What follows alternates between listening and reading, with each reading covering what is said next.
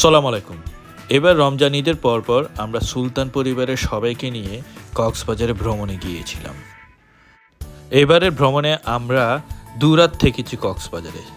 আমরা কক্সবাজারে কোন হোটেলে ছিলাম এবং কিভাবে আমরা বাচ্চাদেরকে নিয়ে এবং পরিবারের সবাইকে নিয়ে সময় কাটিয়েছি এবং কোথায় কোথায় গিয়েছি সমস্ত কিছু আজকের এই পর্বে তুলে ধরার চেষ্টা করব।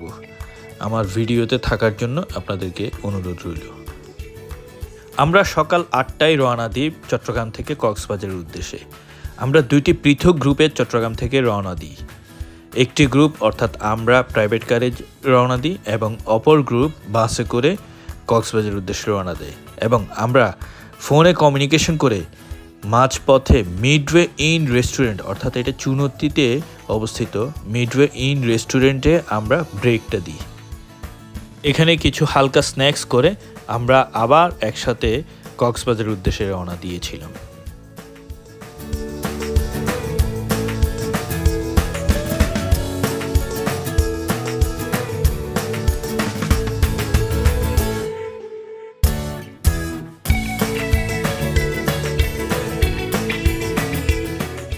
চলতে চলতে আমরা কক্সবাজার ডলফিন মোড়ে চলে এসেছি।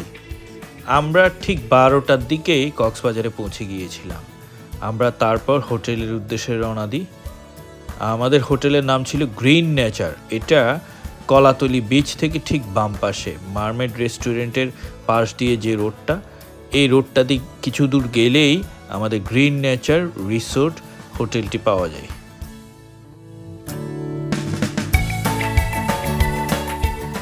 আমরা এখন গ্রিন নেচার রিসোর্টে প্রবেশ করছি। একটি কথা বলতে ভুলে গিয়েছিলাম, আমাদের আরেকটি গ্রুপ অর্থাৎ সাইফুল পরিবার একদিন আগে কক্সবাজার এসেছিল। তারা কক্সবাজারে থাকাতে রিসোর্টের সব চেক ইন ফর্মালিটিস আগে থেকেই সেরে রেখেছিল। ফলে কক্সবাজার পৌঁছেই আমরা ঝামেলামুক্তভাবে সরাসরি রুমে উঠতে পারি। এই গ্রিন নেচার রিসোর্ট এটি একটি কক্সবাজারের নতুন হোটেল এবং এই সময়ে খুবই জনপ্রিয় একটি হোটেল। সুগন্ধা এবং কলাতলির মাঝামাঝি অবস্থান হওয়ায় লোকেশনটি ছিল বেশ চমৎকার এবং সমুদ্রের খুবই কাছে। আমরা এই হোটেলে 4টি রুম বুক করেছিলাম। প্রতিটি রুমের ভাড়া ছিল 5,000 টাকা করে। রুমগুলো পরিপাটি এবং বেড এবং বাথরুম যথেষ্ট পরিষ্কার এবং মোটামুটি সার্ভিসটা কিছুটা উন্নতি করা উচিত তাদের। আর সব মিলে রিসোর্টটা খারাপ না। বিশেষ করে লবি এবং লবির পাশে যে খালি জায়গাটা যেখানে সন্ধ্যার দিকে বারবিকিউ হয় এবং ফায়ার শো হয়, ওই জায়গাটা খুবই সুন্দর ছিল। এখন আমি আপনাদেরকে রুমটি দেখিয়ে দিচ্ছি।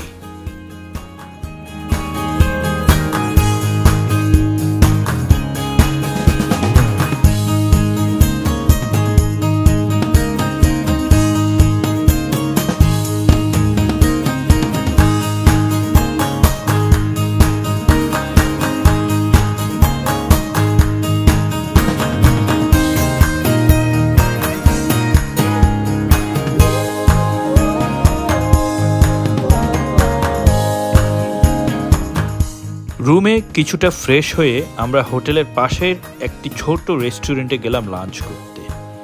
যেহেতু জার্নি করে এসেছি তাই লাঞ্চের জন্য খুব বেশি দূরে যেতে ইচ্ছে করিনি। অবশ্য আমরা যেখানে লাঞ্চ করেছি ওই পরিবেশটাও খারাপ ছিল না। জায়গাটি একেবারে বিচের পাশে এবং খাবার খেতে খেতে সমুদ্রের সৌন্দর্য উপভোগ করা যায়। আমরা খাবার আসার পূর্বে কিছুক্ষণ গল্প করছে এবং মজা করছি, বিশেষ করে পরবর্তী স্টেশন কোথায় যাব, আমরা কি করব, এই প্ল্যানটা নিয়েও আলোচনা করছি। আর অনেক দিন পর বাচ্চারা সবাই মিলে কক্সবাজার, তাই বাচ্চারা খুবই আনন্দ করছে।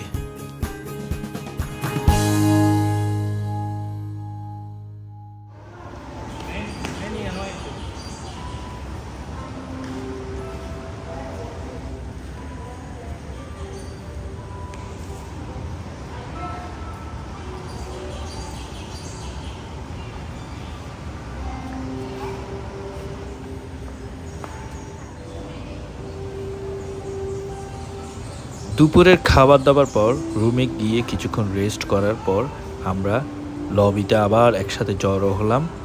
বিকেলে সমুদ্রের পাড়ে স্নানে যাব। আমরা বিকেলের দিকে হাঁটতে হাঁটতে পৌঁছে যাই সমুদ্র সৈকতে। অবশ্য আমাদের হোটেলটি সমুদ্র থেকে একেবারে কাছে ছিল। এই মুহূর্তে আমরা লবিতে অপেক্ষা করছি সবাই একসাথে বের হওয়ার জন্য।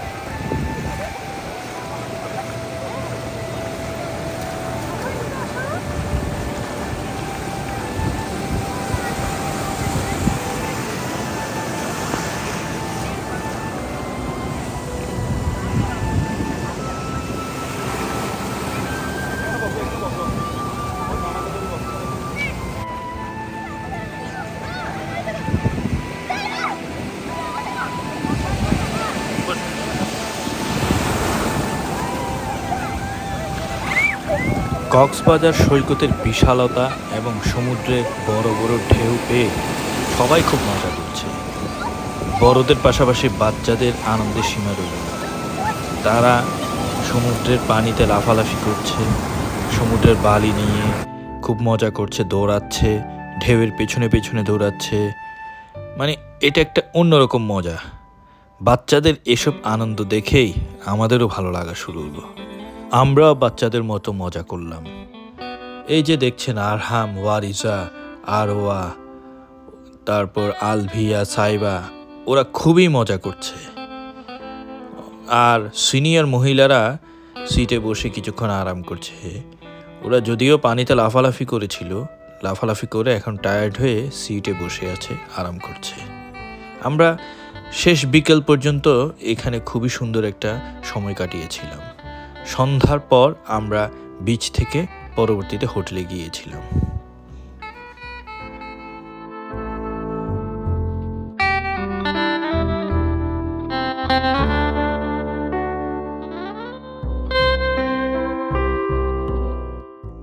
এই রিসোর্টটিতে প্রতি শুক্রবার সন্ধ্যা 7টা সাড়ে 7টার দিকে ফায়ার শো শুরু হয়। আমরা অবশ্য হোটেল কর্তৃপক্ষ থেকে এই তথ্যটি পেয়েছিলাম, যার কারণে আমরা রুমে ঢুকে বেশিক্ষণ দেরি না করে রেডি টেডি হয়ে আবার সন্ধ্যার দিকে লবিতে চলে আসলাম। লবির সামনেই আমরা অপেক্ষা করছি কখন ফায়ার শো শুরু হবে। একটু পরে অবশ্য ফায়ার শো শুরু হবে, যার কারণে আমরা সবাই এখানে জড়ো হচ্ছি।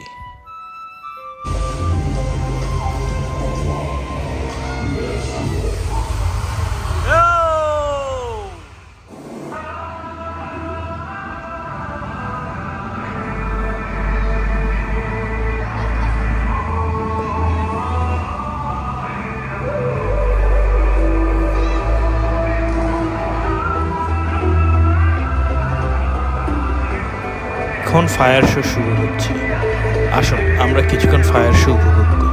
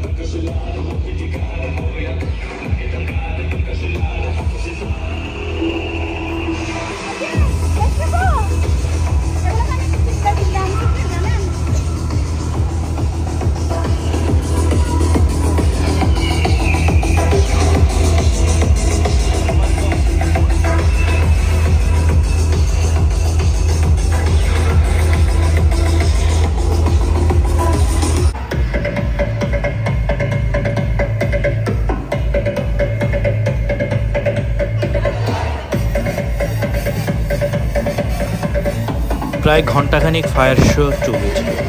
আমরা ফায়ার শো উপভোগ করে রুমে গিয়ে রাত্রে ডিনারের জন্য প্রস্তুতি নিলাম। এরপর আমরা লবিতে এসে অপেক্ষা করছি। আমরা এখন ডিনারে যাব, যার কারণে সবাই অপেক্ষা করছি। আজকের ডিনারের পর্বে অবশ্য আমাদের বারবিকিউ থাকবে।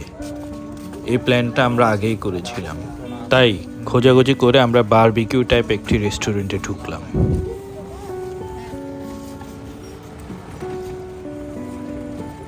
এখানে আমরা বারবিকিউ মেনু দেখলাম, দেখে অর্ডার কনফার্ম করে আমরা এখানেই ডিনারের জন্য বসে গেলাম। তারপর ডিনার শেষ করে কিছুক্ষণ গল্প করে আমরা রুমে গিয়ে আজকের মতো পর্ব শেষ করলাম।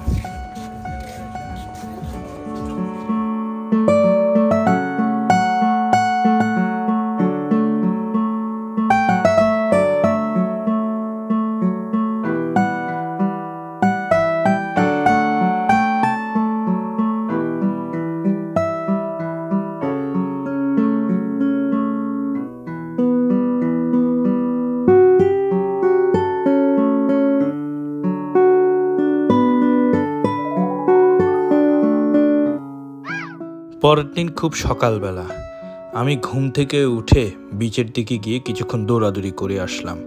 সবাই অবশ্য ঘুম ছিল, আমার সাথে যাওয়ার মতো কাউকে আমি পাইনি। আমি কিছুক্ষণ দৌড়াদৌড়ি করে তারপর রুমে এসে ব্রেকফাস্ট সেশনে চলে আসলাম। আমাদের কমপ্লিমেন্টারি ব্রেকফাস্ট ছিল রুমের সাথে। আমরা সবাই কমপ্লিমেন্টারি কার্ড নিয়ে, ব্রেকফাস্টের কার্ড নিয়ে রেস্টুরেন্টে চলে আসলাম ব্রেকফাস্ট করতে। এখন হলো আমাদের ব্রেকফাস্ট পর্ব।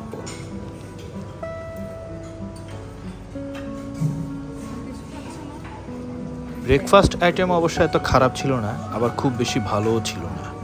মানে খুব বেশি আইটেম এখানে ছিল না, তবে যেসব আইটেম ছিল মোটামুটি খাওয়ার উপযোগী এবং টেস্টও খুব ভালোই ছিল। আমরা ব্রেকফাস্ট করতে করতে আজকে দিনের পরবর্তী প্ল্যান সম্পর্কে আলোচনা করছিলাম। এই সুযোগে আপনাদেরকে ব্রেকফাস্ট এরিয়াটা একটু ঘুরে দেখাই।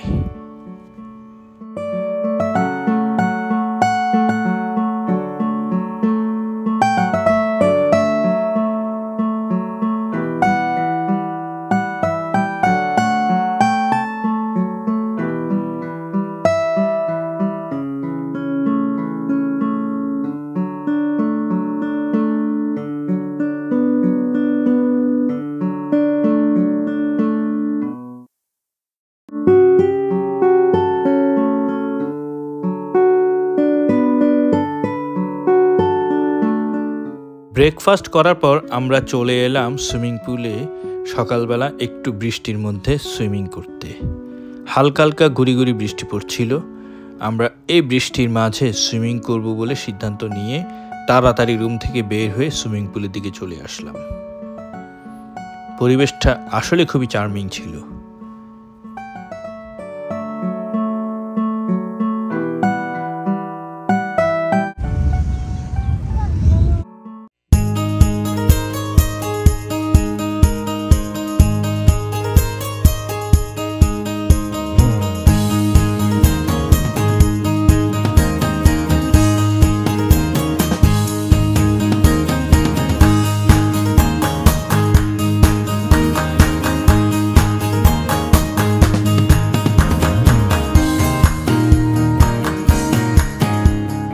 এই হলো পুলে আনন্দ করার মুহূর্ত। ছেলে বুড়া সকলে মিলে আমরা পুলে খুব আনন্দ করছিলাম। বাচ্চাদের আনন্দের সীমা রইল না। অবশ্য বাচ্চারা সুইমিং পুলে খুবই এনজয় করে, আর বাচ্চাদের পাশাপাশি আমাদেরও খুবই ভালো লাগে। সুইমিং পুল এরিয়াটা আসলে আনন্দদায়ক।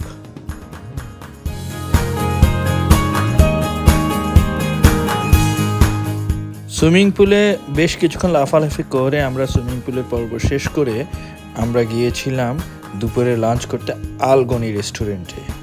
আলগনি রেস্টুরেন্টটা অবশ্য বর্তমান সময়ে কক্সবাজারের খুবই একটি পপুলার ডেস্টিনেশন, বিশেষ করে খাবার দাবারের জন্য। আমরা এই রেস্টুরেন্টের মেইন ব্রাঞ্চে, অর্থাৎ লালদিঘি ব্রাঞ্চটা, কক্সবাজার লালদিঘি ব্রাঞ্চে আমরা খুঁজে খুঁজে আলগনি রেস্টুরেন্টে গিয়েছিলাম। অবশ্য আলগনি রেস্টুরেন্টের খাবারের মানটি বেশ ভালো ছিল, আমার কাছে বেশ ভালো লেগেছে। আর বিশেষ করে ওদের একটি ব্রেস্ট ফিডিং রুম ছিল, যার কারণে আমার জন্য, যেহেতু আমার একটি ছোট বাচ্চা আছে, বাচ্চার জন্য খুবই উপকারী ছিল রুমটি।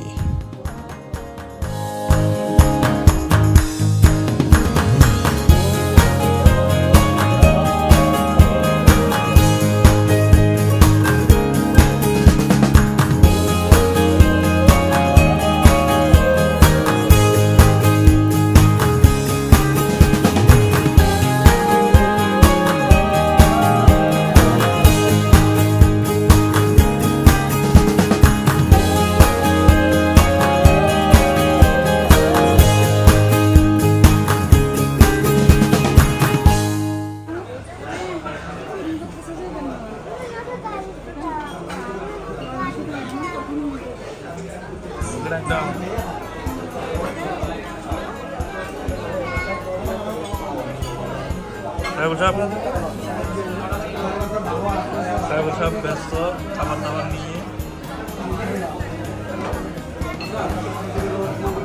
আমরা সাদা ভাত, তারপর ভর্তার প্যাকেজ এবং মুরগি এবং অন্যান্য সবজি সহ বেশ কিছু আইটেম নিয়েছিলাম।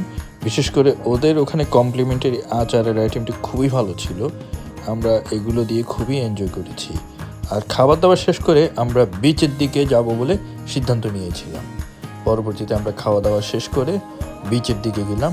বিচে যাওয়ার আগে টুকটাক কিছু কেনাকাটা করলাম। আমরা কেনাকাটা বলতে বিশেষ করে বাচ্চাদের জন্য মাটিতে খেলার জন্য, বালিতে খেলার জন্য কিছু খেলনা নিলাম এবং আমি একটা ঘুড়ি নিয়েছিলাম। ঘুড়ি উড়াবো তাই ঘুড়ি নিয়েছিলাম। বাচ্চারা মাটিতে বসে খেলাধুলা করছে, সিনিয়ররা সিটিং এরিয়াতে বসে আছে, আর আমি এদিক ওদিক হাঁটছি কখন ঘুড়িটা উড়াবো।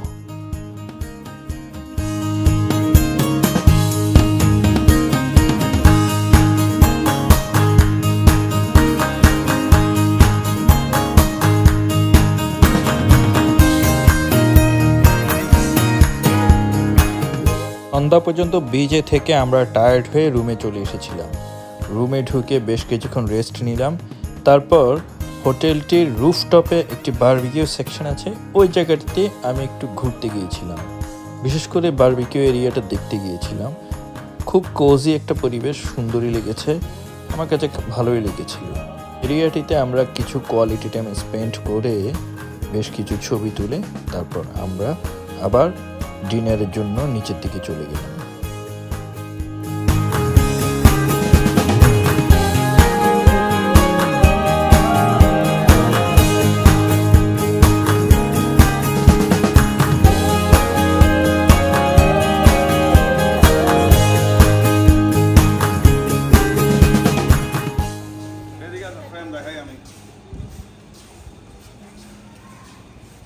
আমরা হোটেলটির এরিয়া সাইডে খুবই এনজয় করেছিলাম।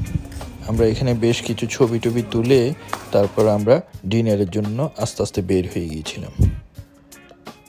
আর আজকের শেষ দিনের ডিনারটি আমরা কল্লোল রেস্টুরেন্টে গান শুনতে শুনতে করব বলে সিদ্ধান্ত নিয়েছিলাম। আমরা আমাদের হোটেল থেকে ডাইরেক্ট কল্লোলে চলে গিয়েছি।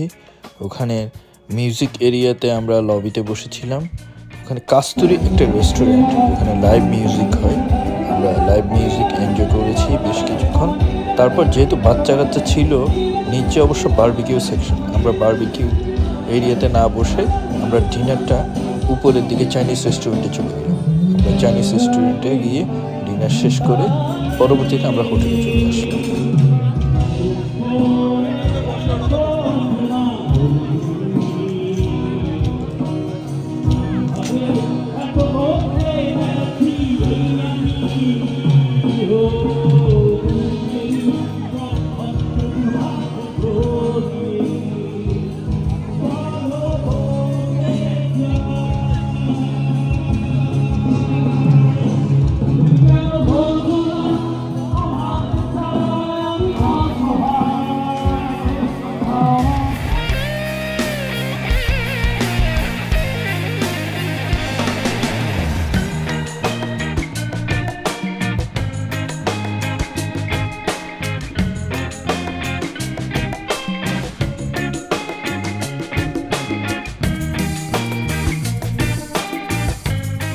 আমাদের এখানে ডিনার শেষ করতে করতে প্রায় 11টা, সাড়ে 11টা বেজে গিয়েছিল।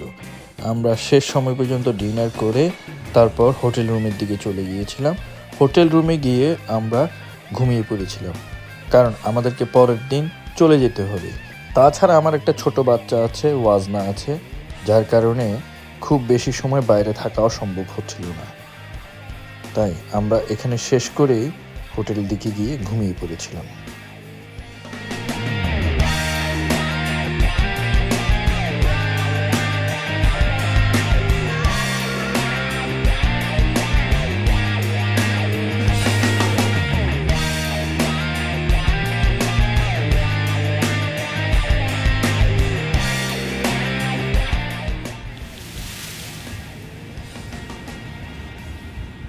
শেষের দিন খুব সকাল ঘুম থেকে উঠে আমি ওয়ারিজা, স্বর্ণা এবং ওয়াজনাকে নিয়ে বিচের দিকে চলে আসলাম। আমি সাধারণত কক্সবাজার আসলে খুব ভোরে বিচের দিকে আসার চেষ্টা করি, কারণ খুব সকালবেলা কক্সবাজারের একটা অন্যরকম সৌন্দর্য উপভোগ করা যায়। মানুষজন কম থাকে এবং প্রকৃতির যে সৌন্দর্যটা, এটা সত্যিই উপভোগ করা যায় সকালবেলা। অবশ্য বিচে এসে আমরা আলভিদেরকেও খুঁজে পাই, তারাও খুব সকাল সকাল বিচ দেখতে চলে এসেছিল। আমরা বেশ কিছুক্ষণ সময় কাটিয়েছি, ভালো একটু সময় ছিল। তারপর বৃষ্টি আসাতে আমরা হোটেলের দিকে তড়িঘড়ি করে চলে গিয়েছিলাম।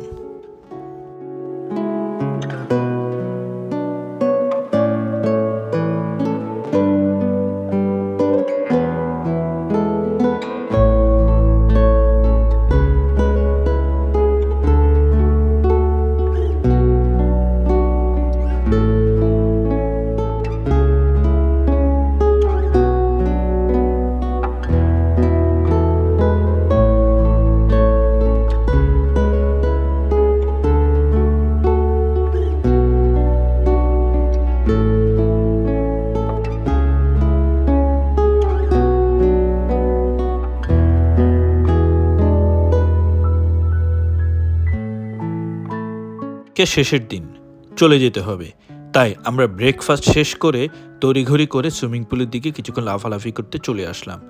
সুইমিং পুল শেষ করে আমরা রুমে গিয়ে গুছিয়ে তারপর চেক আউট করতে চলে আসলাম। আমরা এখন লবিতে অপেক্ষা করছি।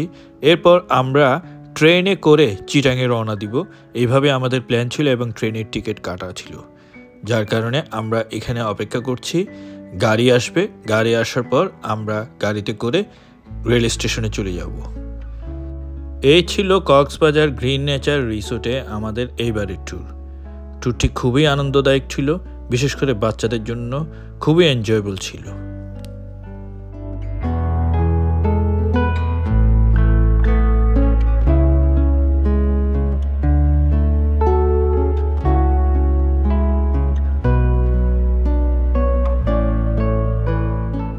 এই হলো কক্সবাজার রেল স্টেশন। রেল স্টেশনটি চমৎকার ছিল, যদিও কাজ সম্পূর্ণ শেষ হয়নি, তারপরও আশপাশের পরিবেশ এবং কক্সবাজার রেল স্টেশনের ডিজাইনটি খুবই চমৎকার ছিল। ট্রেন এখনও আসেনি, ট্রেন আসার আগে আমরা আমাদের লাগেজগুলো চেক করছি, লাগেজগুলো একটু কাউন্ট করে নিচ্ছি এবং যেই জায়গাটিতে ট্রেন আসবে ঠিক আনুমানিক ওই জায়গাটিতে আমাদের বগির সামনে করে দাঁড়িয়ে আছে। হলো এবার কক্সবাজার ভ্রমণের আমাদের সম্পূর্ণ গল্প। আশা করি গল্পটি ভালো লেগেছে। যদিও ভিডিওটি একটু লম্বা হয়েছে, তারপরও আমি চেষ্টা করেছি সব কিছু কভার করার। আর এই ভিডিওটি দেখলে মোটামুটি আমাদের পুরো ভ্রমণ সম্পর্কে একটা ছোট্ট ধারণা হয়ে যাবে।